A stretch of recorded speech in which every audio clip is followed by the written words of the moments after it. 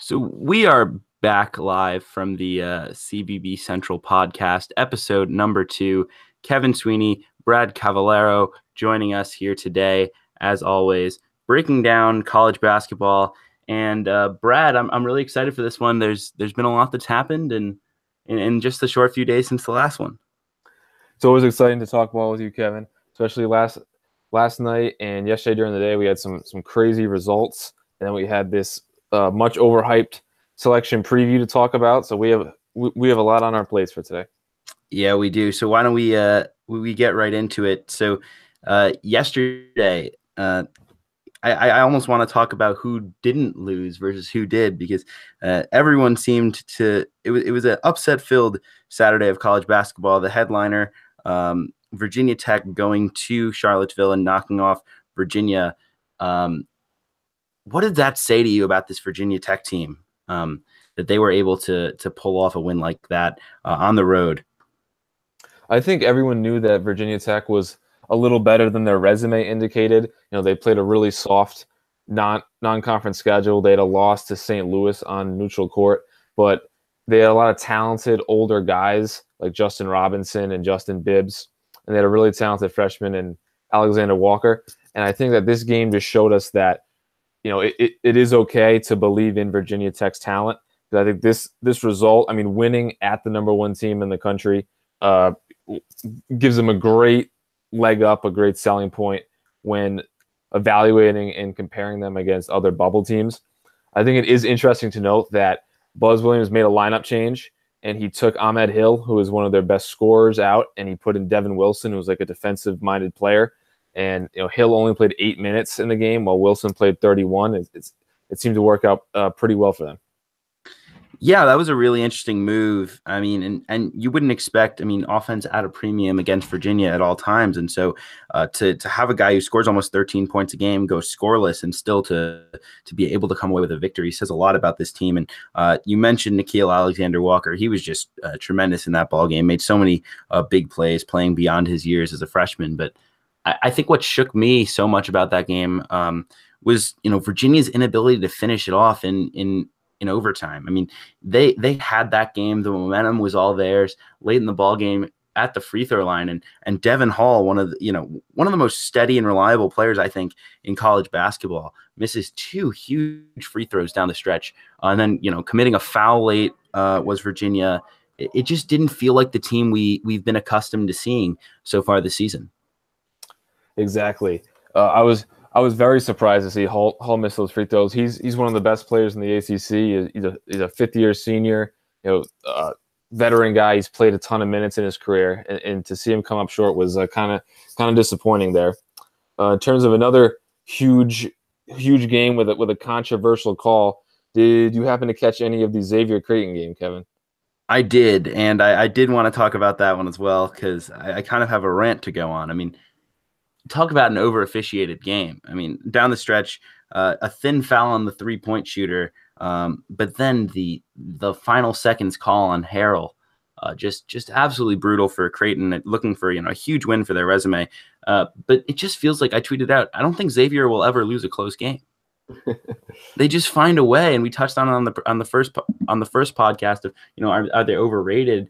I don't know. I really just don't know what to do with them, because just somehow down the stretch, they had 4.6 seconds, I believe it was, and they went end to end and drew a foul. I mean, whether you think it was a foul or not, I mean, you have to be impressed with the execution once again from Xavier to just stay calm down the stretch. You would have seen so many teams wind up with a forced shot, and to get a look like that, getting to the rim and putting the pressure on the officials.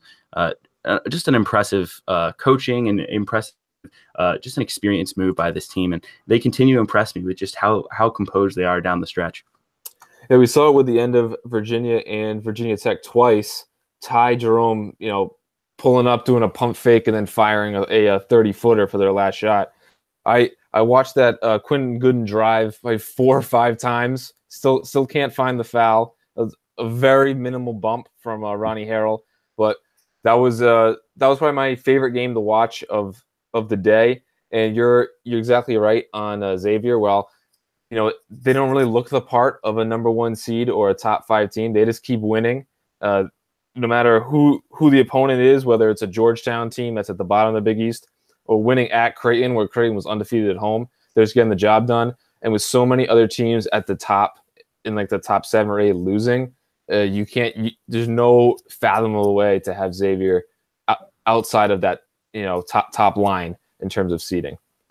Yeah, I think it's something we forget sometimes is we're so wrapped up in this, who's the best team, and we forget which teams are winning games. I mean Xavier is 23-3 on the season, with their losses being to the juggernaut that was Arizona State in late November. They lost a road game at Providence, which is one of the tougher places to play in college basketball. I think the Dunk is always a difficult place to go into. And then they lost a road game to Villanova, one of the best teams in the country. It's kind of remarkable to me that this team has just found a way. I mean, they have a win over Cincinnati. They beat Baylor, who had a big win this weekend. And they just find a way in Big East play. And so from that perspective, I think they're just an under. I guess I'm starting to come around. I thought they were overrated a couple of days ago. And now the more I think about it, the more I think they might be a little underrated. Exactly. Moving on to a topic that I don't have a ton of interest in, but people, are always clamoring about. Texas Tech takes the lead in the Big 12 regular season standings. People constantly reference that Kansas has won, whatever 12 or 13 straight Big 12 titles, and they're currently 1 game back at Texas Tech with, I think, 6 to play. Mm-hmm. Is there any way that you think that Kansas's streak of Big 12 titles will be snapped this year? Well, I think we're going to see on Saturday, the 24th of February, with Kansas heading to Lubbock. That'll be the game. I think Kansas will probably have to win that one already. Now they're a game back to at least get a share of the title. But it's interesting because I was off the Kansas bandwagon, if you will, early in the season when they struggled with the Washington loss and the loss to Arizona State, and then they just rebounded so well. They looked so good, and now losing to Oklahoma State, they beat TCU not exactly in convincing fashion for a home game, and then they lose on the road comfortably to Baylor. Baylor needed that game, so I kind of understand that being a desperation type of game. Maybe Kansas didn't really want it as bad, but you start to wonder with this Kansas team, which team are you going to see on a night-to-night basis? Because there just hasn't been the consistency there. And coming down the stretch, they still have a road trip to Texas Tech, as I mentioned. They have a trip up to Ames this Tuesday. That'll be tough. They have home games against West Virginia and Oklahoma. This schedule is tough in the Big 12, and we knew it would be, but certainly the streak is on the line. Yeah, I think one of the problems with this Kansas team is a lot of their wings, they're not the most multi-dimensional players. They kind of lack the feel for the game the quality that you hear being thrown around a lot. Guys like LeGerald Vick and Svi Mikhailuk and Malik Newman, they're not great decision makers. They're not great passers. They can all score. They can all hit shots. But the roster is kind of the lineup is poorly constructed in that way. And I think people thought that Silvio De Souza would give them a nice boost, but I mean he's been a total non-factor. People have been spoiled by the Jarnell Stokeses of the world, who stepped in and really gave Tennessee a spark. Was that 5 or 6 years ago? But De Souza at this stage is just not capable, which makes the Kansas front court very thin. And I do think that they will finally be dethroned as the Big 12 regular season champions. Yeah, I think you make a lot of really, really strong points about this team. It's not built quite right. They feel like they're missing a piece or two. LeGerald Vick has been a guy who I've been impressed with this year, but I don't love his decision making down the stretch. I don't know if Svi Mikhailuk, as good as he's been, I feel like he's one of the forgotten men in college basketball. I mean, it feels like he's been around forever, but he's averaging 16 points, 4 rebounds, and 3 assists as a senior. Kind of a guy I never really saw the appeal in until this year, and he's just been awesome. But yeah, it just feels like they're missing something. I'm not sure that Mitch Lightfoot, is the answer, playing 10 to 15 minutes a game at the 5. Udoka Azubuike, as good as he's been, he's only getting about 25 minutes a night with foul trouble, and just, you tire out. He's a big guy. And so from that perspective, I think this is a flawed roster. And I will agree that I think Texas Tech is going to somehow come away with a Big 12 title, which would have been unthinkable just a couple of years ago. Credit so much to Chris Beard. One game absolutely. I also did want to touch on was the Gonzaga and St. Mary's. I think we'd be remiss to not get into it. Gonzaga going on the road, just a really impressive performance from them. After kind of some struggles in WCC play. Yes, they've they found a way to win, but they haven't had that dominance that we've seen in the past. Struggled with Pacific, played San Diego to 10 points, even San Francisco, and so to go on the road into that environment was really impressive to see. Yeah, definitely. I thought we found the way to beat St. Mary's, and that is just double Jock Landale all the time. Make his life difficult so he can't even attempt a shot. He only took 4 shots in 37 minutes because Gonzaga was bringing that hard double, and they forced St. Mary's complementary pieces to beat them from 3, and the Gales were only 5 for 20 from 3. If St. Mary's shoots their normal percentage from 3, they probably win that game. But it seems like Jock Landale establishing himself in the post and hitting those super reliable jump hooks opens up the 3 more than the 3 opens up his inside game. So I think we have the blueprint to beat St. Mary's. And I cannot wait for round 3 in the WCC tournament in 3 or 4 weeks. Yeah, it should be awesome. I think you hit it right on the head. Is that force the ball out of Jock Landale's hands, and I think it's easier said than done because he has really good vision. He's an underrated passer, in my opinion. His ability to throw the ball out of the post, and they're going to have to hit outside shots if they continue to see that double team. It's going to be really interesting to watch, though, because I had been really sold on the St. Mary's team with the way they had been playing, and then to see a performance like that at home was a bit disheartening. Do you believe in the St. Mary's team as one of the best teams out west and maybe like a second weekend type NCAA tournament team? Yeah, I've watched St. Mary's a few times in WCC play, and I was super impressed each time. Their offense was just always clicking. Landale was automatic inside. They were hitting threes. Guys like Jordan Ford, Tanner Krebs, and Hermanson spacing the floor. It is interesting that they had the bad losses early in the season to Georgia and Washington State, and it looked like that they totally turned things around. Without that win at Gonzaga, this is not a tournament team, so they got pretty fortunate in that sense. I do think that I wouldn't say that they're a Sweet 16 team because they're going to be seeded in a spot where they're going to have to match up with probably a 2 seed in the second round. I see them as probably a 7 seed at this point. So a tough second round matchup could potentially limit their ceiling.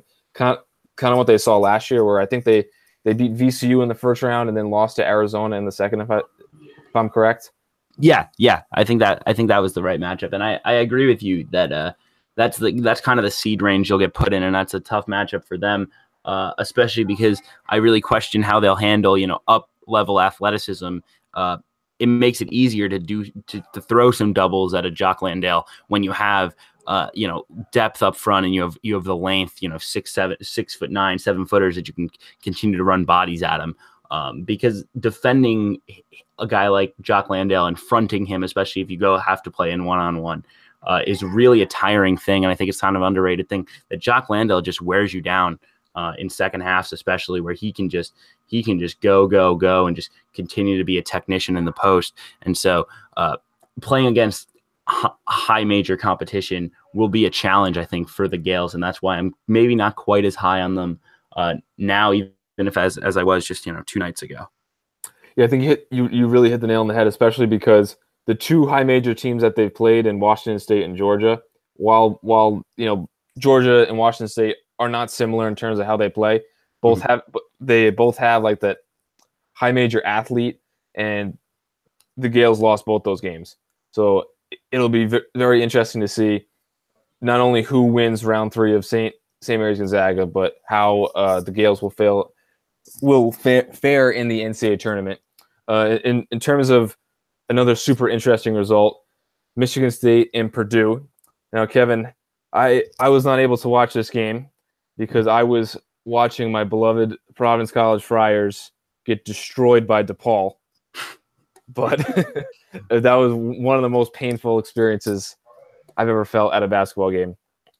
But I'm guessing that you watched the Michigan State game instead of the Providence beatdown. So what were some of your takeaways from Purdue and Michigan State? I mean, I was just super impressed by Miles Bridges. I mean, there was so much talk. Has he become just a jump shooter? Does Miles Bridges have game? Because according to beloved analyst Dan Dockich, he has no game. I was just really impressed with how he stepped up in crunch time. Like, yes, he has become a bit more of a jump shooter this season, but Josh Langford struggles in this game. Jaren Jackson struggles in this game. Nick Ward doesn't give you what you normally get from him, but Michigan State still finds a way. I thought stylistically it was really interesting to see Purdue, continue to feed Isaac Haas against, one of the better front courts I think you'll see all year. I think it speaks to just how dominant Isaac is and his ability to go for 25 points in 27 minutes against that front court of Nick Ward and Miles Bridges and Jaren Jackson and all those, and Gavin Schilling and all those guys. So that was really impressive to see. But, just seeing the killer instinct from Miles Bridges was something that I kind of wanted to see from him as I evaluate him, as more of as a draft prospect and going forward. And who is the alpha dog on this team? I think we knew Miles Bridges was the guy who was going to take those shots, but coming into March, having a guy can make plays down the stretch is certainly valuable, and Miles showed that off in full force on Saturday. Definitely. And it's also worth noting for Purdue that in their loss to Ohio State, the first half, Haas had like 18 points on like 7 for 8 shooting. They were using traditional bigs to guard him. They used Caleb Wesson and Micah Potter. Mm-hmm. Second half, Ohio State goes small with all their wings, and they use Andre Wesson to battle with Haas in front of him and be aggressive. And he totally shut him down. Did an excellent job. So I think we found to stop Haas, you can't play him one-on-one with a big man. You got to try to get more athleticism and more activity on him. And I think it's a pretty good segue for our who should be number one in Monday's rankings. I think we have a couple different candidates. So, Kevin, who do you think after Saturday's slate of games is deserving of that number one spot? I still think it's Virginia. It's really tough for me just because there is no clear team, and Virginia could have solved a lot of these problems by not losing to Virginia Tech over the weekend. But I just still watch this team and I say they defend and they have guards who can really score the basketball. I mean, remember Virginia played awfully in that first half. They gave up 33 points, which is like 50 for most teams defensively in the first half. But to come back in the second half and play with such poise, Ty Jerome just continues to impress me. To me, they're the best team in college basketball. And when there's no clear team who deserves to step up in the rankings to that one spot because of performance this week, I think the best case is Michigan State. But even them, I think they've had their struggles this season. For me, Virginia is the best team in the country, and I think we saw with the selection committee today with the top 16 that we'll get into a little bit later. They should be the number one team in the country. I would agree that Virginia should be the number one, but to play devil's advocate and advocate for Villanova, they lost to St. John's, right? But Shamori Pons is playing out of his mind. We're going to talk about St. John's a little bit later too, but Villanova was without Phil Booth, who should be back for the NCAA tournament with a broken hand. He was a starter. He's a 2-guard, about a double-figure scorer. And they were also without Eric Paschal, who had a concussion. And he's their starting 4-man, super athletic, super aggressive, one of the more underrated guys in the country, allows him to play small at times too. So it wasn't a full Villanova roster, but we can't start playing this game with, so-and-so was missing with this team and that team. It's just too many players miss games during the season, to start playing that game and try to decipher who was healthy when in terms of ranking teams. Right. Yeah, I completely agree. And I think Villanova at full strength is as good as anyone in the country. This week when they still may be with that, I'm not sure the time frame on Pascal's injury. I know that Phil Booth won't be back for a little bit longer. I think Villanova at full strength, when they have a little more depth, that team is very capable, and I think you have a very strong case that they're the best team in the country. I think you could debate it, but right now, without Pascal, I think especially, I think Pascal's so important because he's kind of their Draymond Green, if you will, if they're the Warriors, because Jay Wright does a lot of going small. He likes to switch defenses. He likes to play, swap into some different zones and zone presses, and he does a little bit of everything there. The Fordham transfer, just a super valuable piece, and as you touched on, and so to not have him and not have a guy like Phil Booth who can really score the ball. Right now, they're basically 7 deep. They have Brunson and Bridges and DiVincenzo, who are all guards and wings. And then you have Spellman, who's been solid up front, really, really nice freshman year. Demir Cosby Roundtree, who's been a nice rotation player. And you have Colin Gillespie. And that's pretty much it. It's like at some point you just can't. It's really tough to win college basketball games, especially in a conference as competitive as the Big East, when you just don't have the pieces. And right now they don't have those guys. And so as of now, I think Virginia's the team, but in 2-3 weeks, I think we may be saying otherwise. Yeah, and Villanova has depth in the sense that I don't think any team in the country has a top 6 like them. So in terms of like scoring options, they have a lot of depth. But in terms of injuries, as we're seeing now, absolutely no depth. Guys like Colin Gillespie and Roundtree, as you mentioned, they're solid rotation pieces, but they aren't ready to play the 30 minutes per game that Pascal and Booth play. Yeah, absolutely. And it'll be really interesting to see, the next little stretch for Villanova, tripping it to Providence, a team who, as you mentioned, just got the doors blown off them by DePaul. But you never know on the road how you'll handle that. Then you have a trip to Xavier. If they don't have Eric Pascal back for that Xavier game, that's going to be really a tough challenge to guard Xavier with how long they are and how versatile the Xavier offense is. Then they have a kind of a break game, if you will, at home against DePaul, although I'm sure Providence said that a couple days ago, so we don't want to skip too far ahead there. And then 2 road games at Creighton and at Seton Hall, so no easy games for Villanova coming down the stretch of the season here, trying to protect a 1 seed going into the NCAA tournament. Okay, so moving on to the selection preview show, wondering some takeaways here. I think the most surprising result was probably Purdue as a 1 seed. I was seeing a lot of Kansas in that spot, and then also Arizona and Oklahoma being included as 4 seeds. I think a lot of people had URI and Gonzaga. I think Arizona is probably a little more surprising than Oklahoma, just based on how many quadrant 1 wins the Sooners have.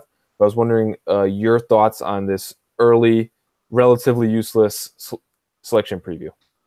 Well, yeah, it's tough because we're going to take this information that they give us and how they rank the top 16, and we're going to try, not necessarily us in particular in this episode, but all of the college basketball world, we're going to try to take that information and then apply it to how the committee will see bubble teams. So seeing Oklahoma be in the top 16,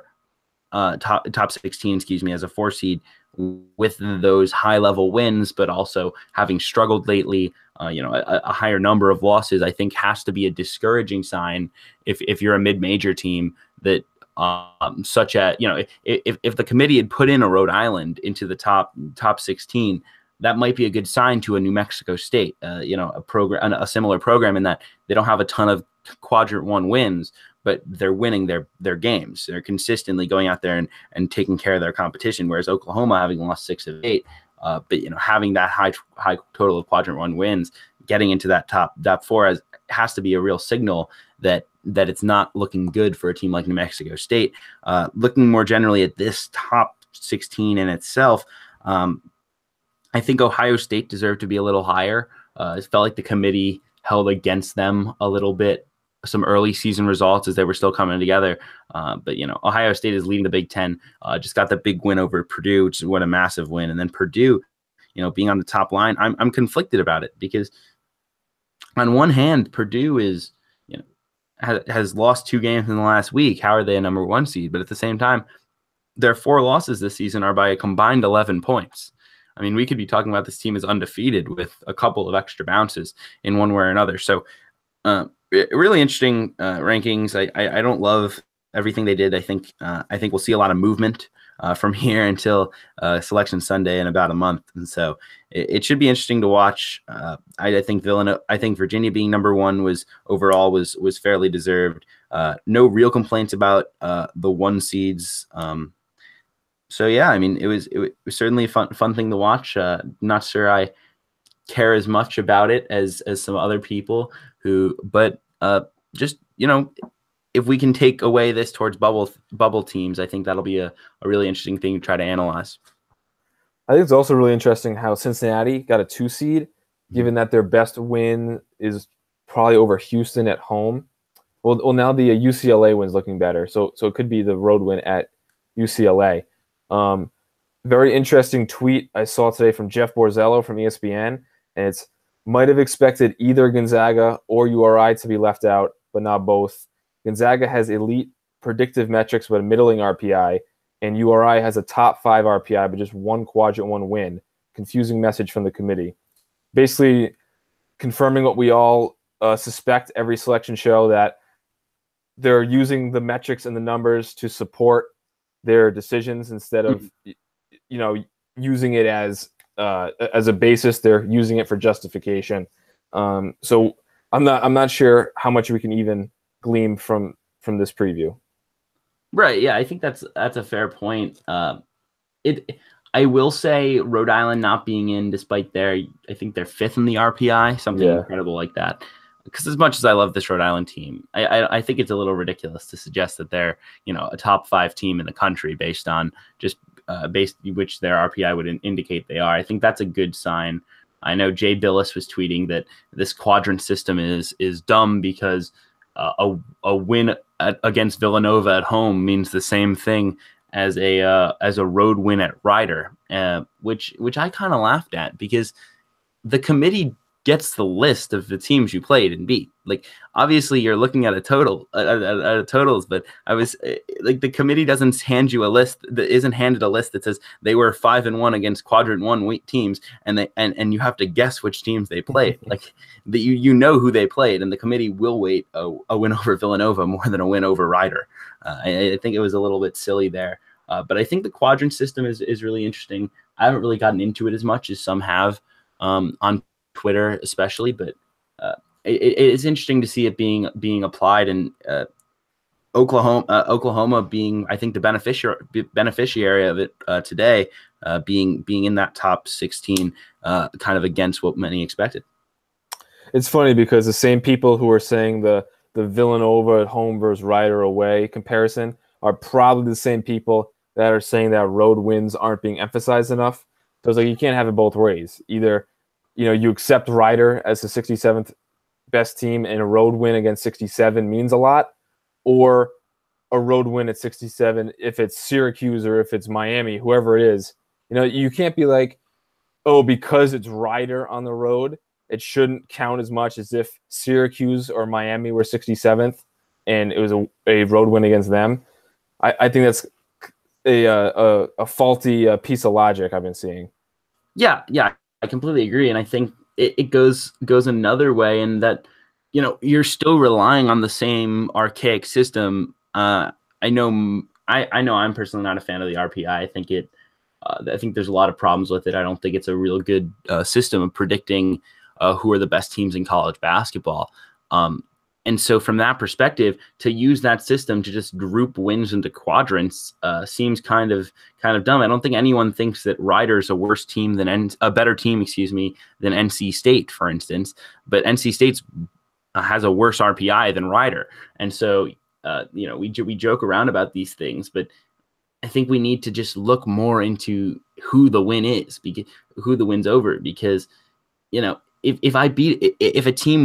you get a win over a team that is 31st in the RPI and you beat them at home, well, but but that win is a quadrant 2 win because only the top 30 are quadrant 1 wins on home games, but only the top 50 on neutral court games. It's just so messy to me, and I think you'd just be better served to look up and down the schedule and say, who are these most deserving teams in college basketball? I think we get a little too lost in the numbers at times. I'm certainly a fan of advanced metrics, but when you're using a flawed metric as your only decider, it's a bit confusing to me, and I'm interested to hear your thoughts. But it just feels to me like we could do a lot of this with common sense. So coming into the season, I was okay with the RPI because everyone knew that the RPI was going to be used. You're not surprising someone like, oh, I didn't know that RPI was important. Like, I didn't know that I should have had a good RPI. So teams know how to get a good RPI, and that's to do what Rhode Island did and play, Florida Gulf Coast, who's, dominating the A-Sun, and they played teams like Seton Hall on a neutral court. They played at Alabama. They played Iona, who's, consistently at the top of the MAC. Mm-hmm. But then we were having a discussion in our Twitter group chat with like Eric Haslam and Adam Glatzich and, the whole squad. And they were saying something to the effect, I was in a Twitter argument with someone who was saying that Georgetown is better served for the Big East purposes beating bad teams than losing to good teams. And Eric and Adam confirmed this, that the fact that, the opponent's record is weighted in a way where it can be more advantageous to just beat teams, beating teams with better records is almost more important than beating teams with better RPIs. Right. Yeah, and it's just tough for me to get around all these hurdles because you're saying, oh, well, we want to beat teams who have better records, but then so that helps your RPI. But then when you look at the RPI of the opposing team, the RPI isn't as good, but they had a good record, and you're like how does this compute? I think there are better metrics out there that are, I think, universally accepted as better metrics. Like KenPom, I think, is a universally accepted better metric than the RPI, and yet the RPI still has more weight than KenPom. And there's several others. Eric Haslam's system is tremendous, and Bart Torvik's system is tremendous, and so many great statistical analyses of ranking college basketball teams, and so. To then put it all into put as much stock as we do into the RPI is a bit frustrating. I think the RPI is in its final few years. I think we're in the process of phasing it out. It's not been written that it is, but you can kind of feel that they're trying to. But it's just a flawed system. Like a couple of weeks ago, Michigan State was 30th in the RPI, and Rhode Island was fifth. And I'm like, sorry, as much as I love Rhode Island, and I think Michigan State hasn't played anyone, Michigan State isn't 25 spots lower than Rhode Island in any realistic ranking. And so it's just a frustrating thing for me to follow because you never know what the committee's looking for and what justification it'll have. And so it's kind of my rant, I guess. Don't really know much more to say about it, but I think there's some systematic things that need to get changed about the RPI and the selection committee and across the board. It's also worth noting that Mark Adams, who is like a ESPN announcer for like the American Conference. Mm-hmm. He went on Twitter and he was talking about how KenPom should be used more and that KenPom said this. KenPom tweeted back at him and was very, very defensive. It was almost angry and was saying that he never said that KenPom should be used for the selection committee. He said that he didn't think that predictive metrics held as much value as results metrics in terms of what the NCAA tournament was trying to accomplish. So that was very interesting to me. He was like very defensive about that. The guy, it's his own system, and he doesn't even seem to want it to be emphasized as much as people are emphasizing it in terms of tournament selection. I think he thinks it's that the tournament still needs to be based on what you've done, even though his ranking, he's confident is the ranking of the best team. So I thought that was very interesting. Right. Yeah. I think that's a great point in that we have to, balance this idea of, finding the best teams with the most deserving. We saw with the college football playoff selection process as well in college football. And I don't think there's one correct answer. I think you just have to give the committee the most information that you can and hope for the best. But unfortunately, when you're dealing with a committee that doesn't seem to, have any rhyme or reason year to year as to what they're looking for most, it becomes a difficult game to play. And so it's kind of a frustrating thing to follow. But I think, Ken Palm made a good point on Twitter. It's funny, whenever I try to refer to Ken Palm as Ken Pomeroy, it just sounds odd. His name, he should legally change his name to just Ken Palm. It's just a single name, and that'll be how he goes by, because when I say the word like Ken Pomeroy, it just sounds really long and loud. I agree. All right, so I think that's enough talk for the selection show for now. I think we should move on to St. John's, who is one of the hottest teams in college basketball. And directly correlated to their hotness is the play of Shamori Pons, who's been playing out of his mind. Since going 0 for 12 and a 25-point loss to Butler, where he had 2 points, he has scored at least 26 points in the next 4 games. He had 44, 26, 33, and 31. He was shooting 25%. He still is shooting 25% from 3 on the season. In those last 4 games, he's 13 for 27. So my question for you, Kevin, is what do you think the upside is for the St. John's team? Like, is a NCAA tournament bid possible? I mean, I think it is, just because he's going full Kemba Walker. I think we've seen that comparison a few times on Twitter. I've made it. Several others have. I can't say I'm the only one. But just what he's been able to do, and what this team has been able to do to rally from the depths of a horrible Big East season where everything that could go wrong had. They basically have 6 players, and only 5 are scoring, and just to be able to be in a position where we're talking about the St. John's team is kind of incredible. And they don't have a game left on the schedule that they can't win. I think if they win out in conference play, they have at DePaul, at Marquette, home to Seton Hall, home to Butler, and at Providence. Like, every single game there is winnable. If they win out in conference play, and then get, I think, 2 wins, I would say they probably have to get to the Big East tournament championship game. I mean, I think the easiest path is obviously to go and win the conference tournament. But I mean, I think it's really tough to, put in someone over St. John's if they win out in conference play and then lose in the conference tournament, because this team right now looks like an NCAA tournament team. And also, like, it's not it's not something where we choose things for entertainment, but Shamori Pons deserves to be in the NCAA tournament. That dude is unreal. And so it's just been fun to watch what they've been able to do. Credit Chris Mullen and credit this team for not giving in, whether they can make an NCAA tournament or if it's just an NIT run this season. It's been fun to watch this last week or so, and I'm sure that giving new hope to St. John's fans everywhere.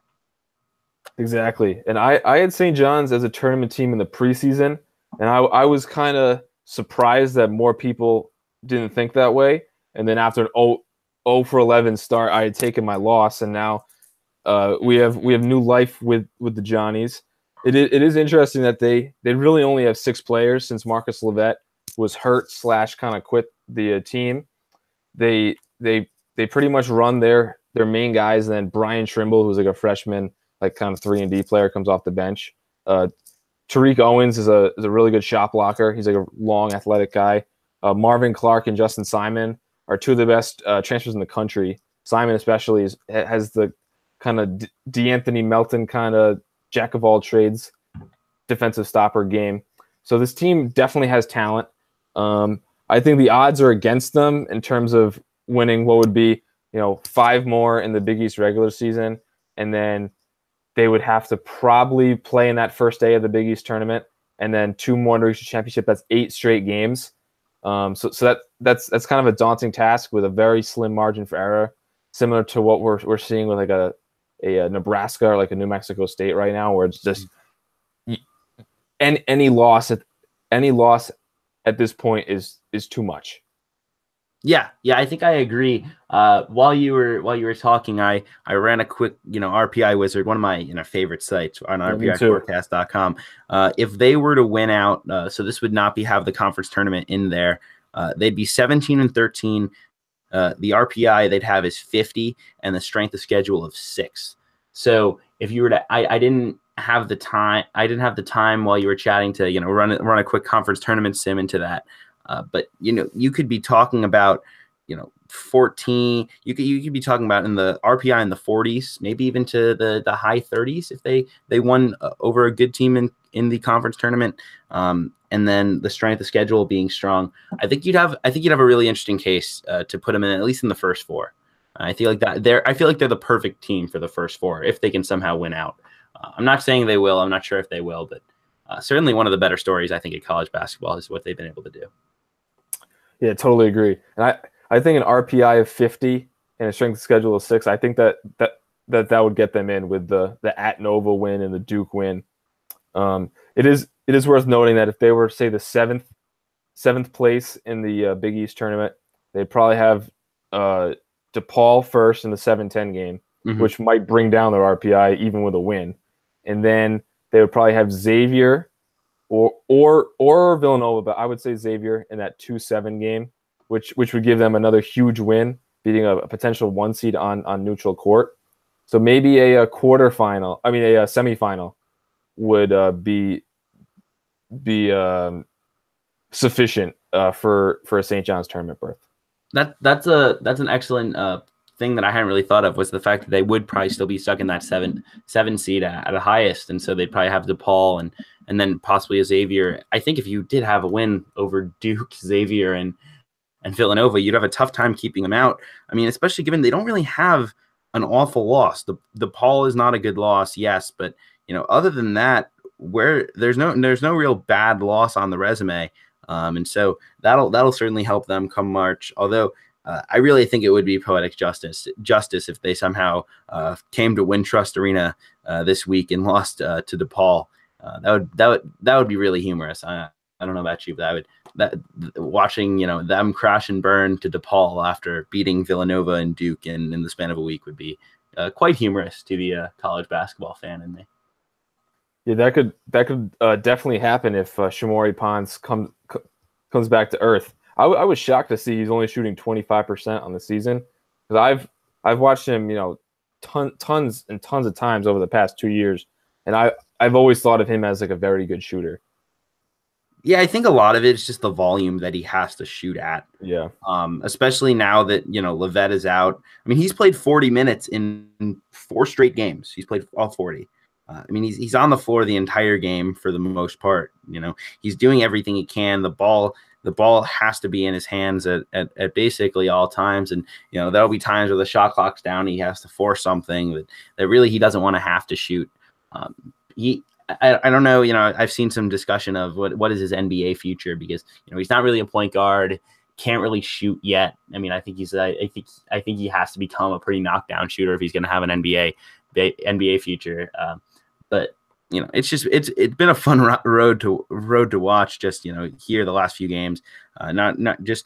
I mean, he was unbelievable against Marquette. That was one of the better performances I think I've seen. I mean, to be 16 of 23 from the field, that level of efficiency at that volume was quite impressive.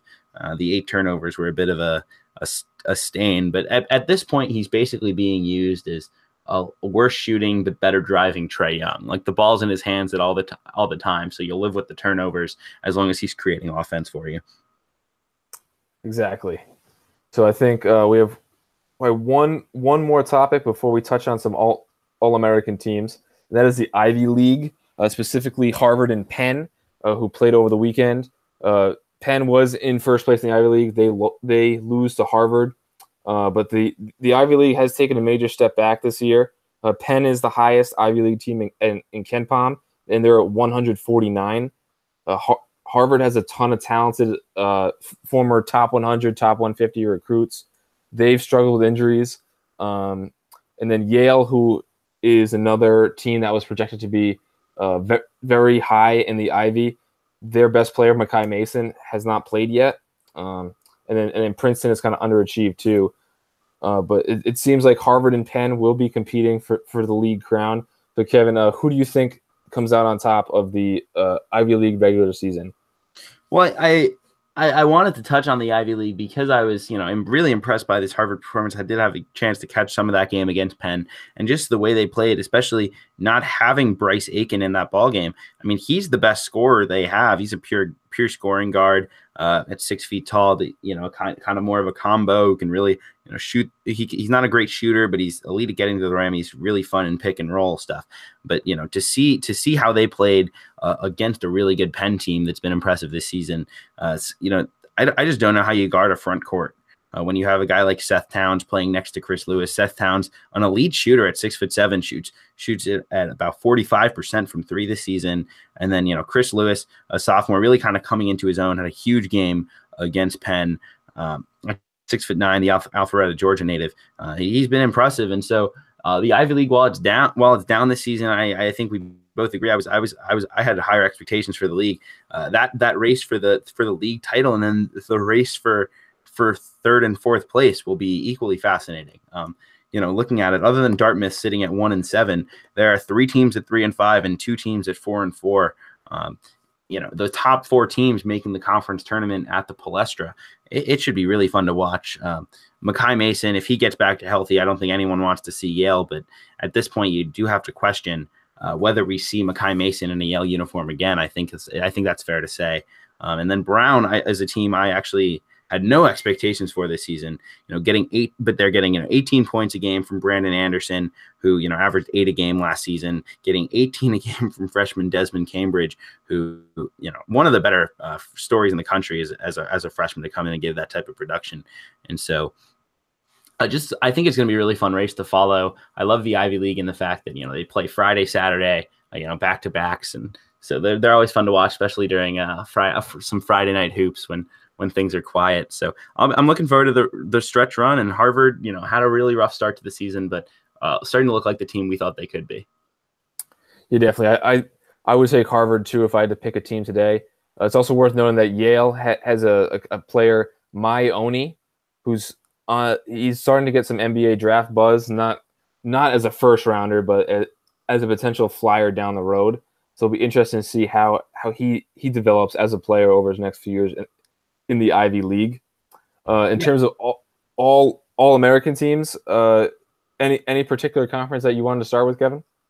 I pulled up kind of all of them over the last couple of days, just kind of thinking about it. The ACC was one I really thought was interesting. I had a really tough time putting mine together. I kind of wanted to know your thoughts. I went with Jerome Robinson, Devin Hall, Josh Okogie, Marvin Bagley, and Luke May. And I felt like I was criminally leaving out some guys, but at the same time, felt like these were the 5, most deserving players. Devin Hall may not have the numbers, but just how he plays down the stretch, being that calming force for Virginia, although he did have the struggles against Virginia Tech the other night. I thought that was a really interesting conference to start off with, also, alphabetically, but I thought that team was really wide open. Yeah, so I had 4 of the 5 that you did. I had Marvin Bagley, Luke May, Jerome Robinson, and Devin Hall. And then I had Kyle Guy as the 5th guy. Mm-hmm. I had Devin Hall as my last player on the team. I was set on the 4, Bagley, May, Guy, and Jerome Robinson. And I was considering Wendell Carter, considering Marcus Reed for Clemson, and Terrence Mann for Florida State. But ultimately I went with Devin Hall because he's just such an important part of that Virginia team.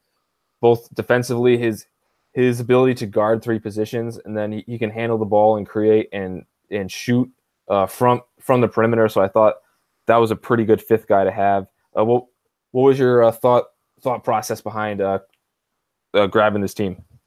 Well, I mean, I think we were in agreement with most of the guys. I think your point on Hall was huge. The last spot was the tough one. I think I went with Okogie just because of how dominant he can be, and we saw it again today against Duke. He had a monster game in a loss. He just doesn't have the talent around him. I really did think about going full analytics Twitter on you and putting Isaiah Wilkins on the first team All ACC just because of his value in terms of being one of the top players, and he's the top in the ACC in box plus minus. He has all the advanced metrics that you love. He is so valuable to that team. He's the best defender, I think. He's the most versatile. He does so many different things for him. He blocks shots. I didn't feel like he really necessarily deserved first team recognition, but I very much considered it till the end. And I also thought Joel Berry deserved some love. Went with Luke May from North Carolina, but I also thought Joel is one of a terrific player and just continues to lead that team, especially as they push. They're one of the top 10 teams in college basketball, and so he's kind of the engine that makes them go. I don't think anyone improved more from a freshman to sophomore year than Joel Berry did. As a freshman, he was like a complete train wreck. I had no idea why he was ranked so high, and then his sophomore year, he comes in and was such a high level player. That's first when I fell in love with his game. It was hard to leave him off the team, but I didn't think it made a lot of sense to have Berry over a second representative from either Duke or Virginia. Like Wendell Carter's put up great numbers, and he's obviously a future NBA first rounder. And then Hall is just so important to that Virginia team. So that was my thought process in keeping Berry off.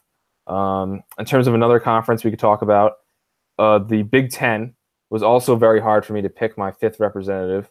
I had Keita Bates-Diop, Miles Bridges, Vince Edwards, Jaren Jackson, and then for the fifth spot, I went with Tony Carr from Penn State, who's had a great season, kind of under the radar for the Nittany Lions. So what was your team, Kevin?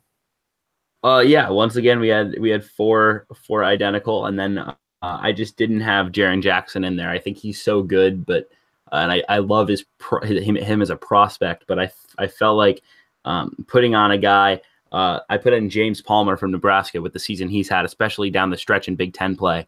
Was a guy I wanted to reward with a spot on the all-conference team. Really wrestled with my Purdue representative. I was between Vince Edwards, Isaac Haas, and Carson Edwards. I think all were deserving in their own way, and I think you could have put any of them on the team individually and not really questioned it. I really thought about Haas, especially with how dominant he can be, but I felt like Vince was the most complete player, does the most for them. So that was a fun one to put together. I felt like I think it probably was the easiest, just because I just don't love the talent in the Big Ten. Like I don't see anyone on Michigan who deserves it.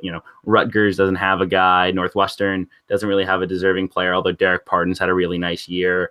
Up and down the Big Ten, there's just not a lot of like up talent. I left off Ethan Happ. I guess that's a bit, we both did, I suppose. That was a bit of a tough one. I just didn't think you could justify it with how bad that team's been, even though I think he is one of the best, the best players in the conference. Yeah, so in terms of Happ, my reasoning for leaving him off is, yes, he's putting up, great numbers on a bad team, but like Tony Carr is putting up great numbers on a better team. Jordan Murphy from Minnesota was putting up, great numbers on a bad team. I saw Murphy play in person this year, and he absolutely dominated. That was back when Minnesota was still a top 15 team. I like Charles Matthews, but I just didn't quite see him as a first team guy over guys like Palmer, Happ, Carr. And then in terms of why I included Jaren Jackson, I mean, I think if he were to play more minutes, I think his numbers would really jump out. He's averaging 3.5 blocks a game in just 22 minutes per game. I know that Izzo has like 4 or 5 different front court guys he likes to get playing time, and it just leaves me to think if Jackson was getting 30, 32 minutes, if we would see more production to match his high level of play when he is on the court. Yeah, I think that's fair, and I really did consider Jaren because he has the best defensive rating and the best block percentage in the Big Ten. So those were numbers that definitely stood out to me. I mean, he leads the Big Ten in blocks per game, even though he doesn't play that many minutes. He's been incredible to watch. I sat there and I love Jaren. I just thought that with James Palmer to lead Nebraska the way he has down the stretch. And a guy who came out of nowhere as well, James Palmer, not really a guy who put up huge numbers at Miami, only 3.5 points a game. But what he has done James Palmer in the last 8 games is averaging 23 points, 5 rebounds, 3.5 assists, while shooting 49% from the field and 34% from 3. And Nebraska has only lost one of those ball games. That was the Ohio State game that he went for 34 in. And so just I think he's been a stud this year. I think he deserves some recognition. So I threw him in there.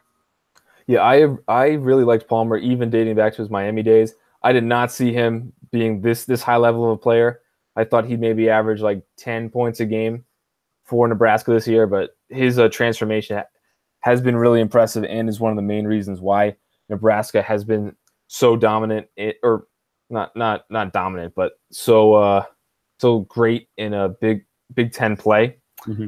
One of the conferences that I really struggled with picking a team is the Pac-12. And whereas the ACC, I thought I had too many options, or even the Big Ten, I thought that there were a fair amount of options. The Pac-12, I have a clear top 4, and then really struggling to pick the 5th. I have Alonzo Trier, DeAndre Ayton, Trey Holder, and Aaron Holiday. And then the 5th one, I am reluctantly going with Jordan McLaughlin from USC, who's a very, very talented point guard who I think is one of the country's leaders in assists and can also score the basketball. So who is on your early All-American squad? So yeah, once again we agree on 4. I had Holder, Trier, Holiday, Ayton, and I threw on Reed Travis as well. I thought about a USC guy. Jordan McLaughlin obviously was very, very deserving. Chimezi Metu's been really solid as well. Benny Boatwright. I know our good friend Tony Patelis will have an outrage once he hears this, but I did not put him on there. I even thought there was like a sneaky case for Justin Bibbins from Utah. I know his numbers may not be quite there, but I think his value has been huge for that squad. But I went with Reed Travis, kind of the rock of that team, averaging almost 20 points and 8 rebounds. Just a really solid player. I mean, Stanford's definitely had some struggles this season, but I felt like the counting numbers there were enough to overcome what any of the USC guys had, especially with their relative struggles of late. Yeah, Noah Dickerson from Washington. I also considered him. He's probably their best player, but Washington's coming back to earth a little bit. And I think if I were to just pick a straight up who's a better player, Jordan McLaughlin or Noah Dickerson, I think I would pick McLaughlin. I think I would even say that Chimezi Metu and definitely Reed Travis are better players than Noah Dickerson. Mm-hmm. So it didn't quite make sense for me to put a guy who I thought was clearly an inferior player because his team was a bubble team, as opposed to guys like McLaughlin or Travis who I think are just better. Yeah, I completely agree there. The one conference that I got a little wild in was the SEC. I mean, I'm looking back at my picks now, and I'm like, wow, Kevin, you were really out there. Because I'll tell you one guy I didn't include, and that's Colin Sexton. Just the wealth of good guards. I went with Chris Chiozza, Tremont Waters, Jalen Barford, Grant Williams, and Yonte Maton. And so I'd love to hear your thoughts on it. I just felt like Chiozza provides so much value beyond just how much he scores. That he deserved inclusion. Tremont Waters' value in terms of, to that team, the fact that they're in an NCAA tournament discussion right now, his value could not be, overstated. And then Barford has been so efficient for them, combined with Sexton and Alabama's, up and down season. Sometimes at times I felt like Sexton has been a bit too much ISO ball. Decided to keep him off, but I'd love to hear your thoughts on my squad. Yeah, so we had pretty different squads.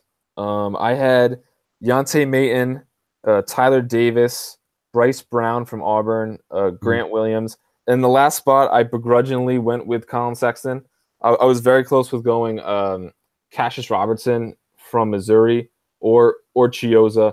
And then between Barford and Macon, I figured that they kind of cancel each other out. I think like in the voting, like the actual voting from the coaches, I don't know how would you separate the two in terms of who has been more important. It is worth noting that the actual SEC all conference team, I think, has like 10 guys on it. So we'll never know. Like probably all these guys are going to be on the team. Right. Very, very good point with Tremont Waters. I wrongly omitted him from consideration. I definitely think that he has a very good case, especially if LSU can make a late season push. Well, I just wanted to touch on real quick that you mentioned Cassius Robertson. I haven't gotten to mention him too much on Twitter or on the podcast, but I just want to give him a shout out because I am a huge Metro Atlantic Conference Athletic Conference basketball fan. Growing up a Siena fan, following that league, first before any other real college basketball conference, and I watched Cassius Robinson play for 3 years at Canisius, and to be honest, I thought he was really overrated. He averaged 16 a game there, but he was such a streak shooter. He, phasing in and out of games. I saw him get pulled in their conference tournament game as, one of the leaders of the team last season. He got pulled and basically benched for the second half. You just didn't really seem like he wanted to be there. So I had some real questions about him. I thought he was just going to kind of be a bench shooter for Mizzou or Georgia Tech. And, to be averaging 16.6 points a game, to shoot the ball as well as he has and, contribute at a high level for an NCAA tournament team. It's been really fun to watch for me and a big grow up from what I saw last season. Tyler Davis is an interesting choice. I think Texas A&M's early struggles kind of kept me off of him. I also thought, Auburn's guys, I really struggled to try to figure it out. I think it's a similar situation to the Arkansas guys with Barford and Macon. What do you do with Bryce Brown and Mustafa Heron and that whole squad and Jared Harper, who's had an excellent year as well? I think the SEC was definitely the toughest league to pick. And so I kind of went out on a limb on a couple of picks and really interesting. I think you could probably make, 10, 12 different teams from the SEC and feel pretty confident about it. Yeah, it's another thing that's working against some of these great SEC players is that there's probably 11 teams right now that are in consideration for an NCAA tournament bid. So you can't just play the game where, all right, we're going to take the best player from each of the 5 or 6 teams that are going to the NCAA tournament. Like guys like Tremont Waters, guys like Yante Mayton, they might not even make the NCAA tournament, or like a guy like Quindary Weatherspoon for Mississippi State, where they might end up in the NIT and be the sole driver or like one of the main drivers for their team's success, yet be left off of the SEC team. Yeah, that's an excellent point. The SEC has just been really fun, really deep, and to pick 5 was a real challenge for me. Yeah, and if we made these picks after 1 month of the season, I think Jalen Hudson would have been the consensus player of the year when Florida was playing like a top 3 team back in November. Yeah, that was a fun month.